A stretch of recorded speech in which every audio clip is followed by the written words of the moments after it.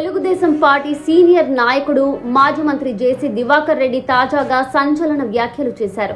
AP ముఖ్యమంత్రి చంద్రబాబు నాయుడు భవిష్యత్తుపై, అలాగే తెలుగుదేశం పార్టీ నాయకత్వంలో వచ్చే మార్పులపై తన అభిప్రాయాలను వెల్లడించారు. చంద్రబాబు నాయుడు పూర్తి 5 సంవత్సరాలు సీఎం పదవిలో కొనసాగకపోవచ్చని జేసీ దివాకర్ రెడ్డి అభిప్రాయపడ్డారు. ఆయన జాతీయ రాజకీయాల్లోకి వెళ్లే అవకాశం ఉన్నందున పదవిని తన కుమారుడు, ప్రస్తుత మంత్రిగా ఉన్న నారా లోకేష్ కు అప్పగించే అవకాశం ఉందని వ్యాఖ్యానించారు.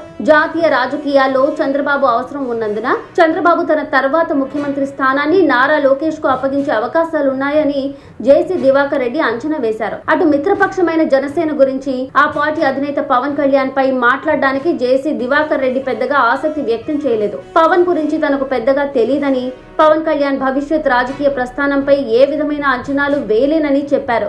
ఏమీ తెలియని విషయంపై మాట్లాడడం అవసరమేనా అని ప్రశ్నించారు. జేసీ దివాకర్ రెడ్డి 2014 ఎన్నికల తర్వాత క్రియాశీలక రాజకీయాలకు దూరంగా ఉంటూ 2019 ఎన్నికల్లో తన కుమారుడు పవన్ కుమార్ రెడ్డిని అనంతపురం లోక్సభ స్థానం నుంచి పోటీ చేయించారు. అనంతపురం జిల్లాలో జేసీ కుటుంబానికి గట్టి పట్టుంది. చంద్రబాబు భవిష్యత్ కార్యాచరణ, ముఖ్యమంత్రి పదవిని లోకేష్ కు అప్పగించే అంశంపై జేసీ చేసిన వ్యాఖ్యలు ప్రస్తుతం రాజకీయ వర్గాల్లో చర్చనీయాంశంగా మారాయి.